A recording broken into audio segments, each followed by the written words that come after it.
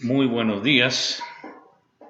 Algunos estudiantes me han hecho ver de que la clase del 8 de junio, que se subió, tiene un problema porque después del primer recreo que yo hice aproximadamente en el minuto 44, después de eso se reanudó la clase, pero solamente yo hablaba y no compartí la pantalla, que esta vez espero poder compartir esa parte de tal manera que esto reemplazará, ¿no es cierto?, lo que está ahí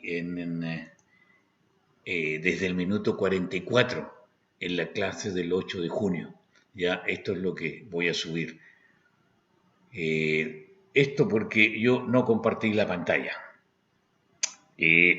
Lo último que alcancé a ver fue, voy a volver una transparencia hacia atrás, lo último que vimos era esto, hablamos sobre el Scrappy, que ya les dije sobre esto, ¿no es cierto? Y finalmente puse una foto aquí de algo que hay que tener cuidado, ¿no es cierto? Que es sangre cruda de ovinos que se consume. Eso fue lo último que vimos. Hice un pequeño descanso e inmediatamente, por supuesto, en la grabación se reanuda la grabación, pero no compartí la pantalla, de tal manera que ahora empiezo a compartir. Y lo primero que dije en esa clase es lo que aparece, lo que quería mostrarles acá. ¿No es cierto? Que hay muchísima información sobre priones y les di esta página web que si ustedes visitan esa página hay un montón de información y definición de lo que son priones. Porque en esa clase estábamos hablando sobre agentes infecciosos, ¿no es cierto? ¿No es cierto? De aquí empezamos a hablar de priones, cuando definimos lo que era infección, que era una colonización de un organismo pluricelular, que es el huésped o el hospedador, ¿ya?, por otro organismo, que puede ser priones, virus, hongos, bacterias o parásitos, que emplean los recursos del primer organismo, o sea, en este caso del animal o del ser humano, para reproducirse y perpetuarse. Y ahí estábamos y hablamos bastante sobre priones porque son los menos conocidos, nada más que por eso, ¿ya? De los otros no voy a hablar mucho. De virus, ustedes ya lo conocen, está muy de moda. Este último año y medio, yo creo que todo el mundo sabe más o menos lo que es un virus, ya que no es una célula propiamente tal, pero sí tiene ADN, ¿ya? Tiene material genético, lo que conocemos como ADN o RNA, DNA o RNA, ¿ya? Pero no es una célula propiamente tal, de tal manera que el virus necesita para reproducirse de otro organismo, ¿ya? Es solamente ADN, y produce un montón de problemas que hay muchas enfermedades causadas por virus. Hongos, ustedes saben lo que son hongos, son más relacionados a vegetales. Bacterias ya son células, ya las bacterias son organismos unicelulares. Parásitos ya son organismos pluricelulares que también nos causan problemas y vamos a ver algunos en las próximas clases. ¿Qué es una enfermedad infecciosa? ¿Qué es? Es el estado patológico, o sea, estado de enfermedad, causada por un microorganismo, ya vimos cuáles son los microorganismos, incluidos los parásitos, y o sus productos, porque muchas veces no es el microorganismo el que causa el problema, sino que alguna toxina que éste produce que es la que causa el problema. Ejemplo, salmonela. Cuando hay intoxicación por salmonela, lo que hace mal es la toxina que produce la salmonela. ¿Ya? La salmonela propiamente tal no produce problema en el ser humano o en los animales, pero sí algunos de los productos que son tóxicos. Eso es una enfermedad infecciosa.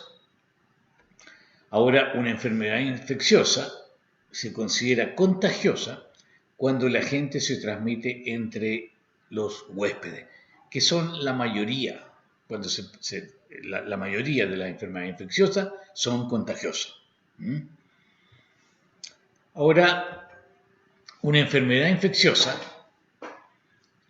tiene tiene tres fases, tres etapas, ¿ya? en el desarrollo de cualquier enfermedad infecciosa. Lo primero es el periodo de incubación. Yo creo que todos estamos familiarizados con lo que es el periodo de incubación.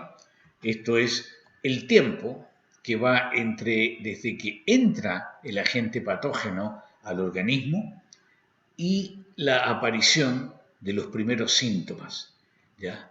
En ese periodo, el huésped está incubando al patógeno.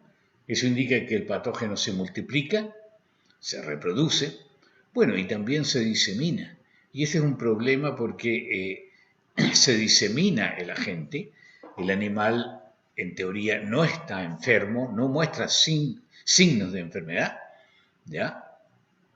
Pero está diseminando el patógeno a otros animales, ¿ya? Ese es el problema del periodo de incubación, que su duración va a depender de varias cosas, ¿ya?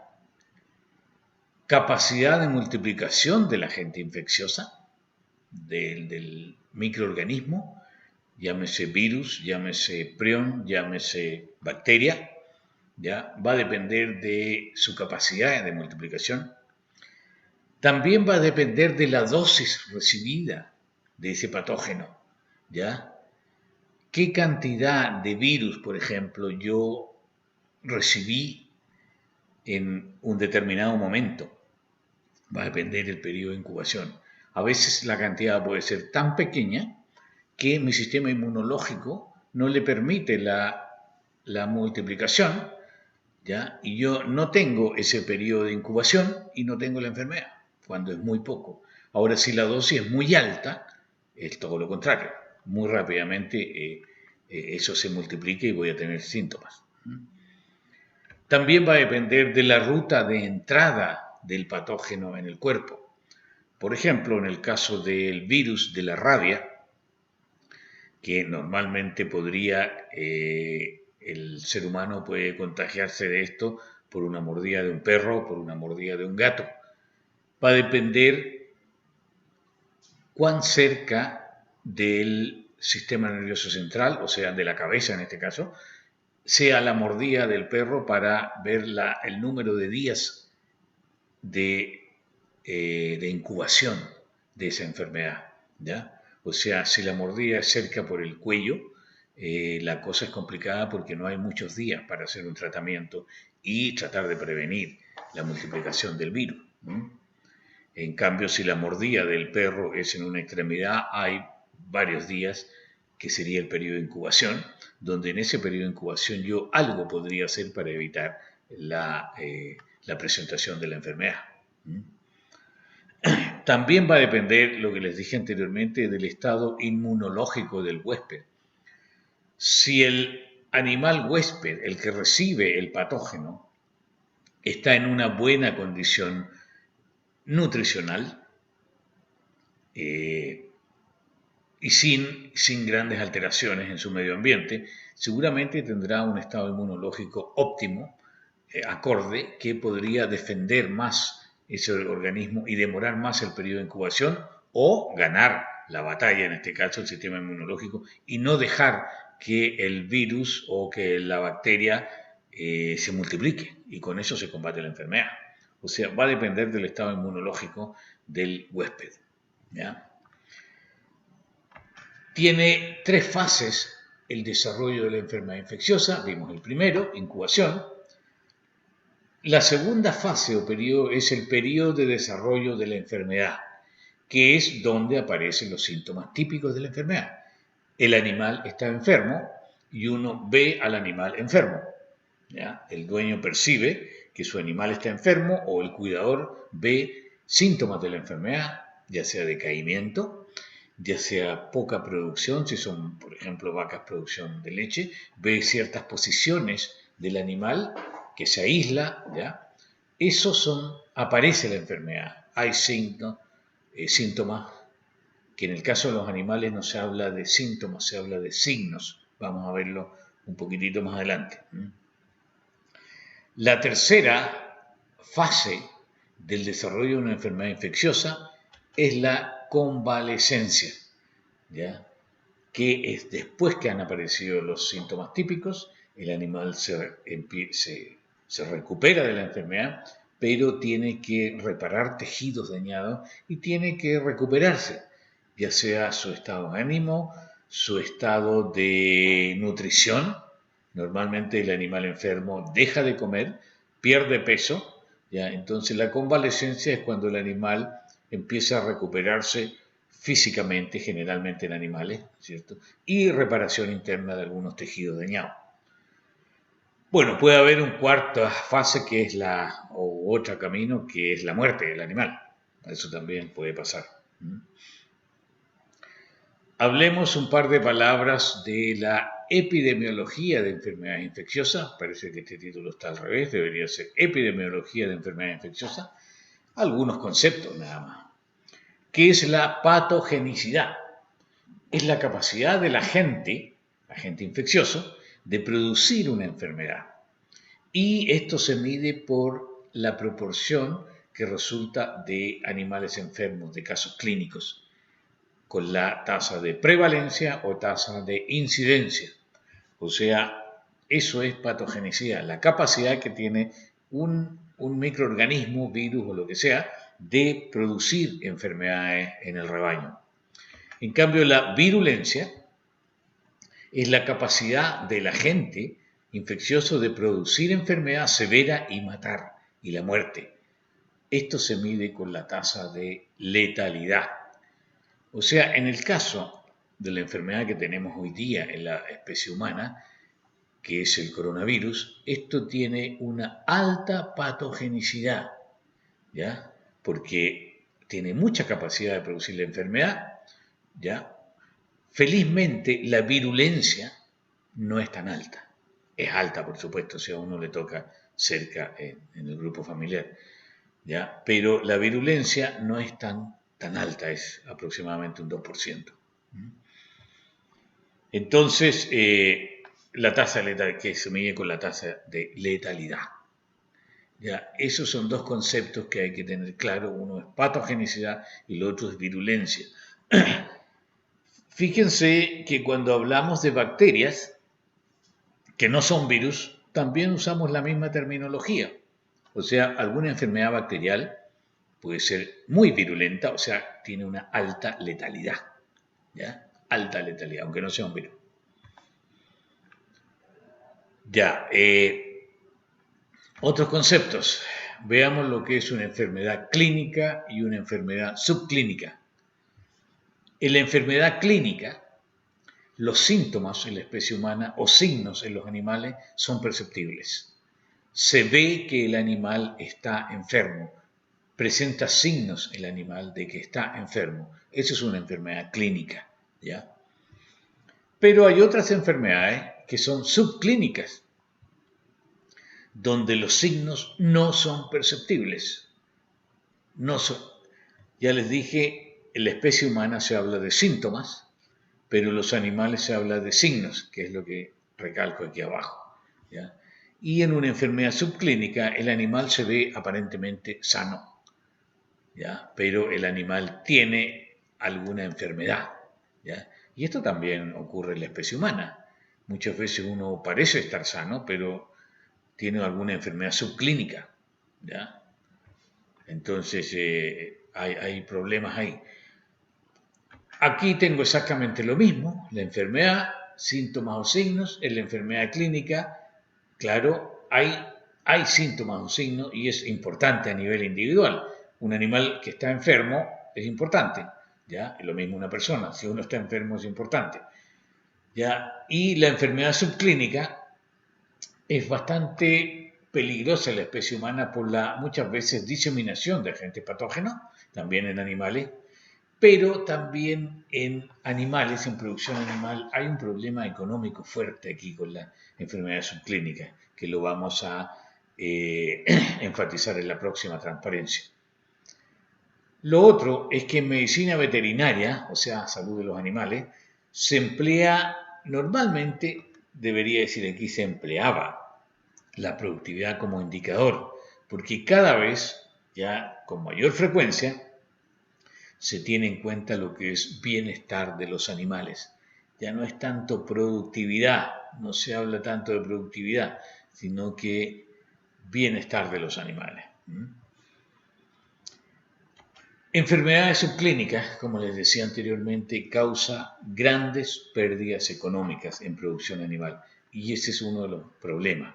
Ejemplos, hay enfermedades como son mastitis, inflamación de la glándula mamaria, que muchas veces hay una mastitis subclínica y esa causa grandes pérdidas. ¿Por qué? Porque se produce menos leche y leche de menor calidad, lo cual lleva a pérdidas económicas grandes. Parasitosis subclínicas. Muchas veces los animales tienen parásitos, no presentan signos, ¿ya? Pero su nivel productivo es menor porque gran parte del alimento que le estamos dando se lo están comiendo los parásitos, ¿ya? Entonces produce pérdidas económicas. Desnutrición.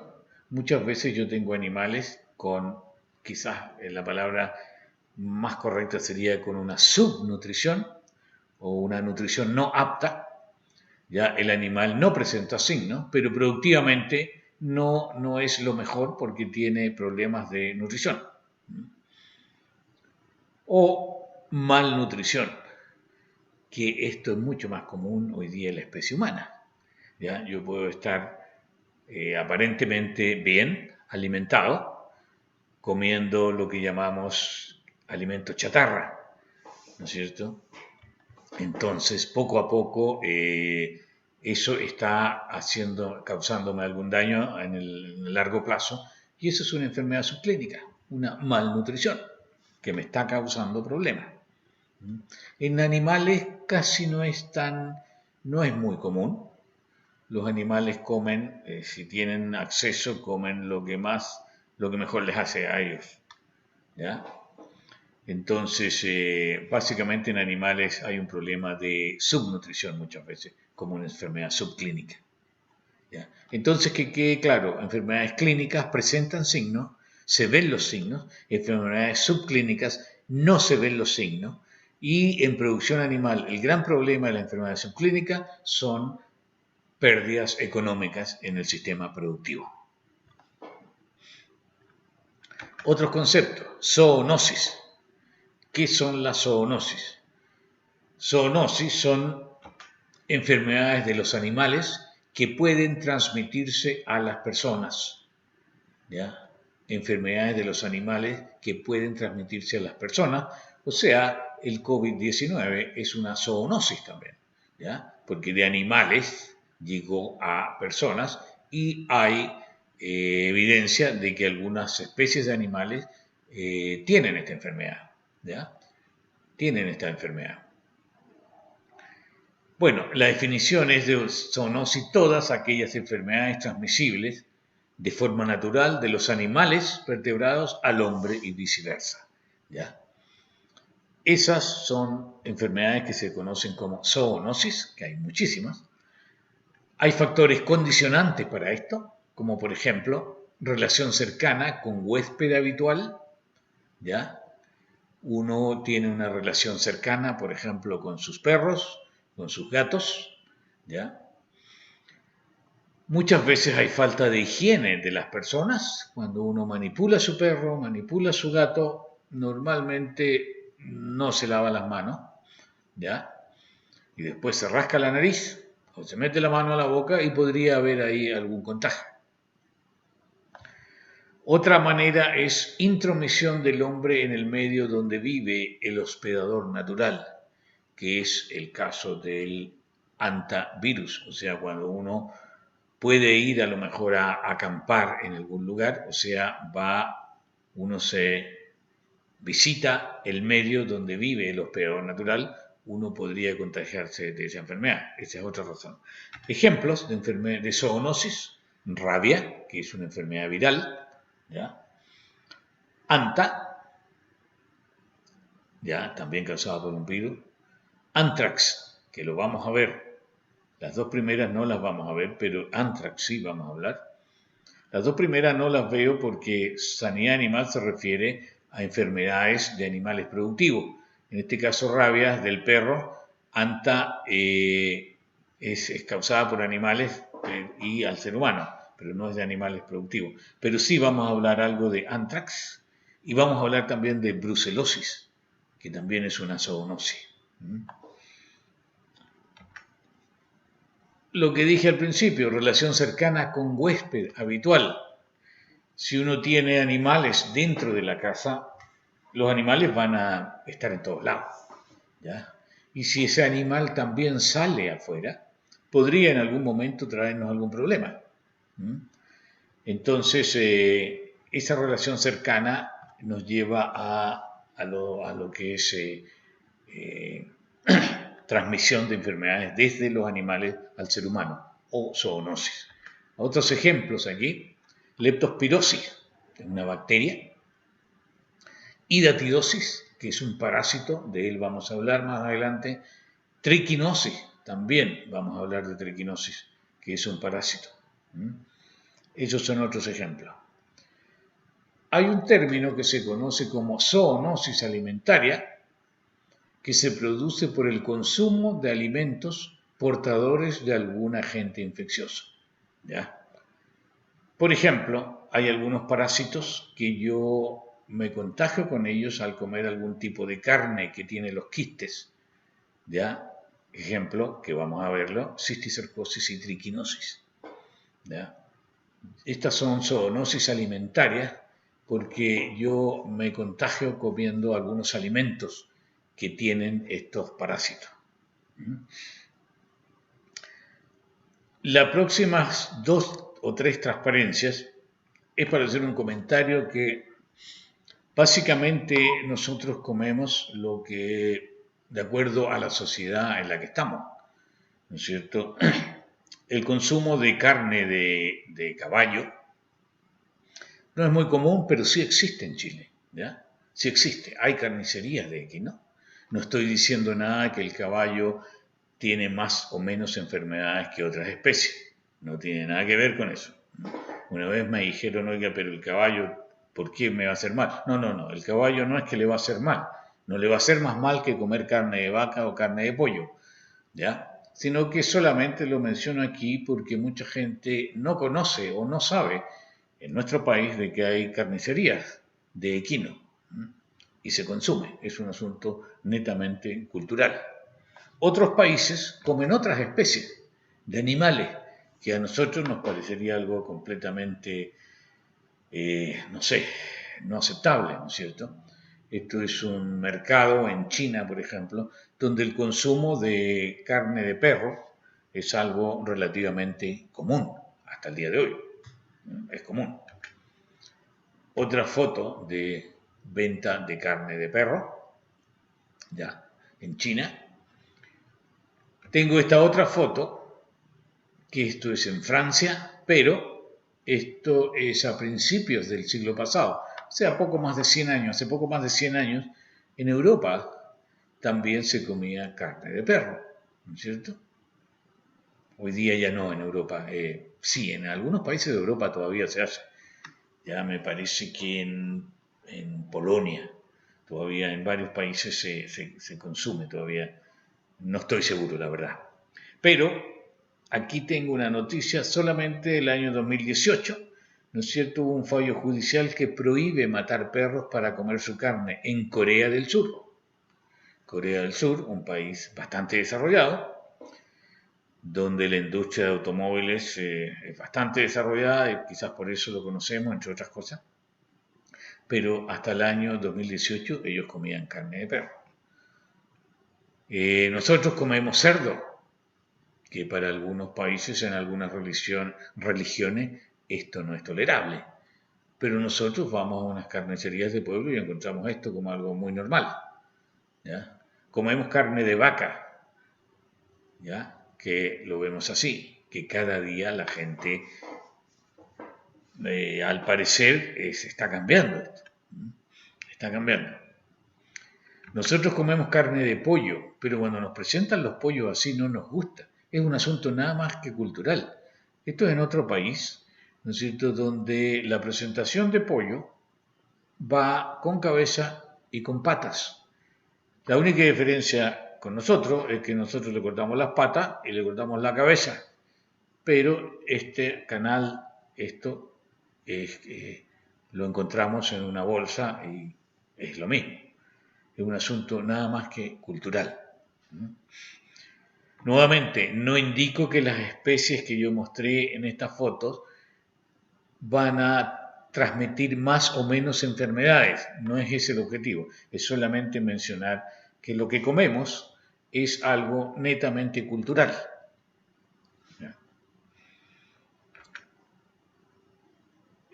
Ahora vamos a hablar 2 o 3 palabras sobre lo que es sanidad animal, el concepto de sanidad animal. ¿Qué es lo que es sanidad animal? Y la definición es esta, que muchas veces lo pregunto en las pruebas. Es una disciplina que vela por la salud de los animales productivos, de los animales de granja. A eso se refiere el término sanidad animal, ya cuando lo vemos en este curso. Y también la sanidad animal vela por la calidad sanitaria de los productos derivados de estos animales productivos. O sea, en este caso no involucramos a nuestra mascota, al gato y al perro no lo involucramos en esta definición, ¿no es cierto? Porque el gato y el perro no es productivo. La sanidad animal vela por la prevención de enfermedades en animales productivos, vela por el control de enfermedades si aparecen en animales productivos y también tiene que ver todo lo relacionado al control sanitario de productos de origen animal, carne, leche, lanas, huevos, etc. La sanidad animal dentro de un país tiene un control gubernamental o estatal, si quieren llamarlo ustedes.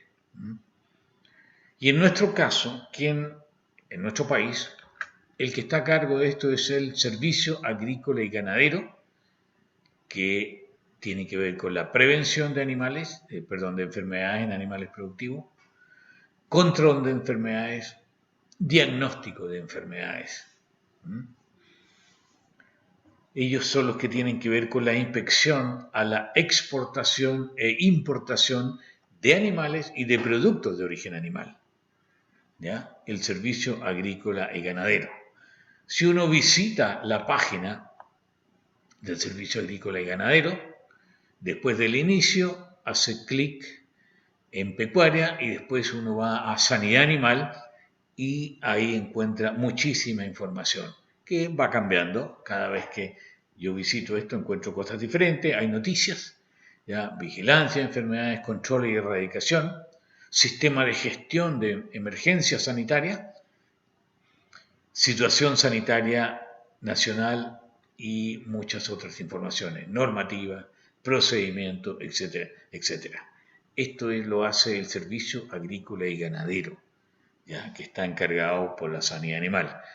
Si vamos a otro país, Argentina, país vecino, también la sanidad animal está a cargo del gobierno y en este caso el servicio no se llama SAC, se llama SENASA, Servicio Nacional de Sanidad y Calidad Agroalimentaria, ¿ya? Que depende, igual que el Servicio Agrícola y Ganadero, del Ministerio de Agricultura en Argentina, ¿ya? Y por supuesto depende todo de la presidencia del país correspondiente. Si vamos a Perú, vemos que la estructura es bastante más compleja. También se llama SENASA. Y si uno visita la página web del SENASA en Perú, encuentra un organigrama como este, que tiene bastante complejidad por lo que puedo ver. Eso es a nivel país. A nivel mundial, existe algo que se llama Oficina Internacional de Episodias, creada, fíjense, en 1924, ya casi 100 años, la OIE, que el 2003 le cambiaron nombre y se llama Organización Mundial de Sanidad Animal. Organización Mundial de Sanidad Animal, ¿ya? Entonces, ¿qué hacen ellos? Bueno, ellos están a cargo de todo lo que es regulación internacional con respecto a la sanidad animal. Son ellos los que determinan los estándares para algunas pruebas de diagnósticos. Son ellos los que deciden o certifican, no que deciden, certifican si un país o una región es libre o no de una determinada enfermedad, ¿ya? Son ellos los que uno se certifica ante ellos, mandando los datos que se necesitan, ¿ya? Y son ellos los que dicen, en este país hay esta enfermedad, en este país no hay esta enfermedad. ¿Mm? Eso es la Organización Mundial de Sanidad Animal. Oficialmente comunica el estado sanitario de los países. Es decir, si yo quiero traer algún producto de algún país, el Servicio Agrícola y Ganadero me pide un montón de información y entre eso es la información oficial de ese país que, por ejemplo, esté libre de una cierta enfermedad que yo en Chile no la quiero o no la tenemos y no la queremos traer. Eso lo certifica la Organización Mundial de Sanidad Animal, ¿ya? Bueno, y todos los países deben informar, deben enviar los datos, ¿ya? Y reciben las visitas también de los especialistas que vienen a certificar o a comprobar alguna información que se envía. Por supuesto, tiene una página de internet, ¿ya? Que tiene una parte está en español, ¿ya? Porque está también en inglés y en francés. Y si uno hace clic ahí, uno entra a la página que siempre está siempre actualizándose, mucho más que la del Servicio Agrícola y Ganadero. Entiendo que hay gente que trabaja solamente en esto y actualiza casi diariamente, ¿no es cierto? Noticias, información. Hace poco parece que reeligieron a la directora, la misma directora, pero hay información, ¿no es cierto?, de muchas cosas. Por ejemplo, aquí hablan del bienestar de los animales acuáticos en el mundo, porque no mucha gente se preocupa del bienestar de los salmones, por ejemplo. Parece que es algo que viene, ¿ya? Bueno, hay muchísima información en la página de la OIE, Organización Mundial de Sanidad Animal. Mantuvo la sigla anterior esto, Organización Oficina Internacional de Epizootía, ¿ya? Pero el nombre es eso.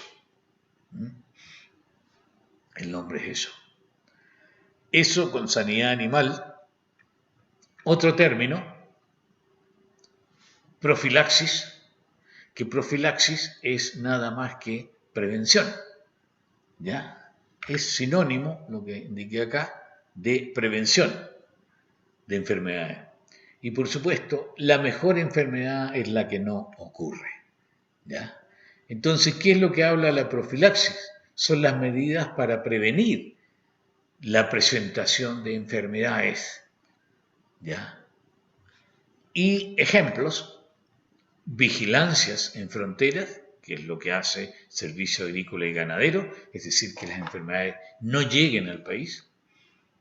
Hay cuarentenas, que es un término que hoy día todos lo conocemos, ¿no es cierto? En el fondo, muchas veces yo traigo animales vivos al país y el Servicio Agrícola y Ganadero me dice, ok, usted tiene todos los papeles, está todo en regla, pero aparte de eso, estos animales tienen que hacer una cuarentena de 15 o hasta 30 días, dependiendo, hasta 45 días, en tal parte donde tenemos un predio que está completamente aislado y ahí tiene que dejar esos animales por tantos días, ¿ya? Donde los vamos a ver si presentan algún signo de alguna enfermedad.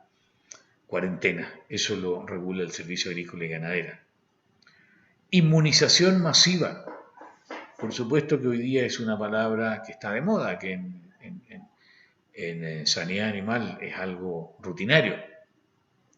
¿Ya? Hay vacunaciones en animales que son obligatorias, que todos los animales hay que vacunarlos. ¿Ya? El caso de brucelosis en vacas, es obligación la vacunación para obtener vacunación masiva, pero por supuesto nunca se alcanza un 100% de todos los animales vacunados. Además, no hay ninguna vacuna que tenga un 100% de efectividad. Las mejores vacunas tienen un 90, 92, 93%. ¿Ya? O sea, de cada 100 animales que yo vacuno, todavía se me pueden enfermar 7, 8 o 10 animales. La vacunación, entonces, es una medida de profilaxis, de prevención. Y otra medida también es higiene y manejo sanitario.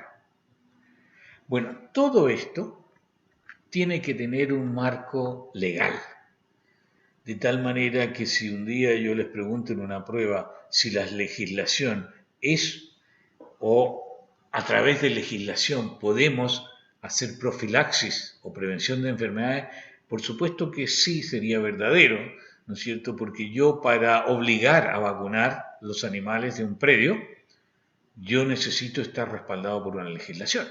Si no hay nadie que me obligue, el productor puede decir, no, yo no vacuno a mis animales. O yo, si usted es un millonario, trae caballos de afuera, yo le puedo decir, si yo trabajo en el servicio agrícola y ganadero, tiene que hacer la cuarentena, y usted me dice, oye, ¿por qué me va a obligar? Si yo no quiero llevar. Bueno, la legislación autoriza a el personal del servicio agrícola y ganadero, ¿ya?, a obligar a cuarentena o a obligar a que yo, vigilancia de fronteras, si yo traigo un queso de Argentina, el funcionario del servicio agrícola y ganadero me lo retiene y yo no me puedo oponer porque la legislación lo autoriza a que me lo quite. Y si yo no quiero por la buena, el funcionario llama a carabinero, ¿ya?, y por la fuerza me lo pueden quitar. Entonces, la legislación es algo importante dentro de un marco, dentro de una estructura, de un esquema de prevención o profilaxis de enfermedades. En prevención, ya a nivel predial, la alimentación es una medida de profilaxis muy importante. En el campo, la gente sabe, sin que haya ido a la universidad, que un animal bien nutrido, con buena alimentación, tiene menos posibilidades de enfermar.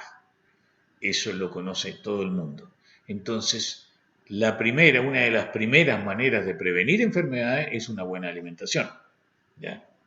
Por supuesto, también están los programas sanitarios,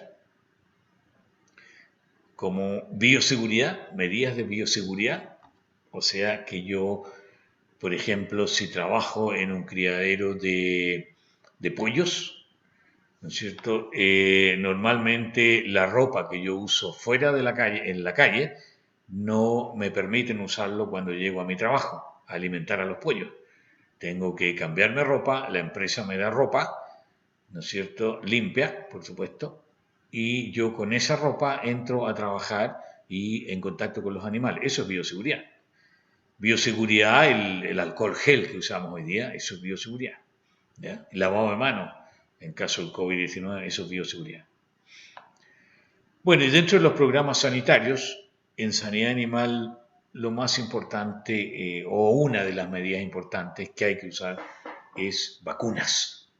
Que las vacunas es de acuerdo a la zona donde yo estoy, ¿no es cierto? Por ejemplo, hay enfermedades que en un país están y en otros no están, entonces no debería usar esa vacuna. ¿Para qué? ¿Ya? Y en otras partes hay una prevalencia muy alta de una cierta enfermedad, de tal manera que es mejor vacunar cada 6 meses y no cada 8 o 12 meses. ¿Ya? Entonces, todo esto hay un esquema que no es algo fijo, las vacunas. ¿Qué son las vacunas? Es un preparado de antígenos que provoca la producción de anticuerpos y que los anticuerpos es la respuesta de defensa ante los patógenos. Las vacunas normalmente es inyectable, no siempre, pero normalmente es inyectable, ¿ya? Hay algunas vacunas, por ejemplo, una que se ocupa justamente para la influenza de las aves, que se coloca a través de una gota en el ojo de la gallina, del ave, ¿ya? Normalmente es inyectable, casi el 99% son inyectables. Produce inmunidad al inyectar la vacuna, porque estoy inyectando un antígeno. ¿Qué es el antígeno? es algo que simula al agente infeccioso, al virus, por ejemplo, pero no causa la enfermedad, no la causa. Puede ser el mismo virus que está atenuado, puede ser el mismo virus que está, le llaman virus vivo o virus muerto, aunque ese concepto es medio relativo, ¿ya? O puede ser algo similar que causa la formación de anticuerpos, que los anticuerpos son las moléculas que posteriormente van a atacar al virus cuando llegue, van a defender al organismo, ya sea envolviendo al virus o haciendo algo contra ese virus, ¿ya? Entonces, eso es lo que pasa con las vacunas. No confundir vacuna con inyección. Una inyección puede ser cualquier cosa. Yo puedo inyectarme una vitamina, que no es una vacuna, yo puedo inyectar cocaína, ¿no es cierto?, que no es una vacuna, y puedo inyectar una vacuna, puedo inyectar un montón de cosas, puedo inyectar un anestésico. O sea, no confundir inyección con vacuna, son dos cosas diferentes. ¿De dónde viene la palabra vacuna? De vacuno, de vacas. Cuando uno hace clic en este enlace que tengo acá, aparece la foto de este señor que era un médico en este tiempo y que fíjense lo que hizo. Aquí se lo pongo, es un poco largo leerlo, lo pueden leer, pueden detener la presentación, pero básicamente este señor se dio cuenta de que la gente, las ordeñadoras de vacas, no se enfermaban de viruela, de la viruela humana, que es causada por un virus, similar a un virus que causa la viruela en vacas. Y esta gente que ordeñaba vacas no se enfermaba. Claro, porque esa gente al estar en contacto con las vacas se contagiaba de la viruela de las vacas, no presentaba los signos de la enfermedad, los síntomas en este caso, porque son seres humanos, de la enfermedad, pero sí se producía inmunidad. Entonces de ahí viene la palabra vacuna, porque estas señoras trabajaban con vacunos. Bueno, este señor hizo un experimento aquí que con un niño, ¿no es cierto?, que hoy día estaría absolutamente impresentable, ¿ya? Y básicamente inyectó leche al niño y posteriormente le inyectó el virus de la viruela humana y al niño no le pasó nada. O sea, estaba vacunado, felizmente. De ahí viene esto de vacunas. Ahora, con las vacunas, la respuesta cambia, y eso lo sabemos hoy día por lo que se ve en las noticias, ¿no es cierto?, con el problema del COVID. Hay factores que modifican la respuesta a la vacuna y hay muchos. Hay algunos que están relacionados con el huésped, como es presencia de anticuerpos previos, pueden ser anticuerpos maternos. Cuando hay una inmunosupresión, o sea, el sistema inmunológico no reacciona de algún animal, entonces por más que yo coloque vacuna, no voy a tener mucha respuesta, porque está suprimido, hay un estrés o hay una mala nutrición que me está causando una inmunosupresión. Animales de mucha edad o de muy poca edad, bebés, guaguas, ¿ya? Su sistema inmunológico aún no está desarrollado y aunque yo ponga una vacuna, probablemente no va a tener mucho efecto. Algunas vacunas, no todas. O personas de mucha edad, animales de mucha edad, si yo los vacuno, su sistema inmunológico está suprimido y no voy a tener mucho efecto. Hay también algunos desórdenes hormonales que interfieren con el sistema inmunológico. Básicamente, todo esto que nombro acá abajo tienen que ver con la inmunosupresión, ¿ya? O sea, el sistema inmunológico está alterado y no reacciona. No pasa nada cuando yo inyecto. Y por supuesto no me va a defender contra nada. Hay otros factores que están relacionados, estos son relacionados con el huésped y hay otros relacionados con la vacuna propiamente tal, que en medicina veterinaria, en sanidad animal, sí tienen mucha importancia. Mal manejo de la vacuna, almacenaje. Muchas veces agricultores van a la ciudad, al pueblo más cercano, y anteriormente no habían tantos vehículos como ahora, compraba la vacuna y después de 6, 7 horas volvía a casa y recién si es que tenía un refrigerador guardaba la vacuna en refrigeración, si no solamente las ponían en agua, ¿ya? Entonces ese es un mal manejo de la vacuna, no mantiene la cadena de temperatura. Envase adecuado. Ruta de administración. Ya cuando uno trabaja con animales, normalmente no es lo mismo que cuando vamos al vacunatorio. Los animales se mueven, no quieren que se los pinchen, muchas veces la vacuna no queda bien puesta. Y también muchas veces hay vacunas de mala calidad. Sencillamente hay vacunas de mala calidad. ¿Ya? Entonces hay que tener también cuidado con eso.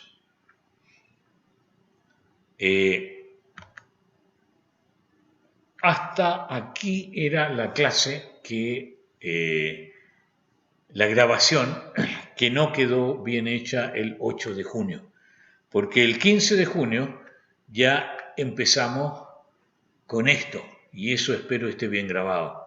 Eso es como empieza la clase del 15 de junio, ¿ya?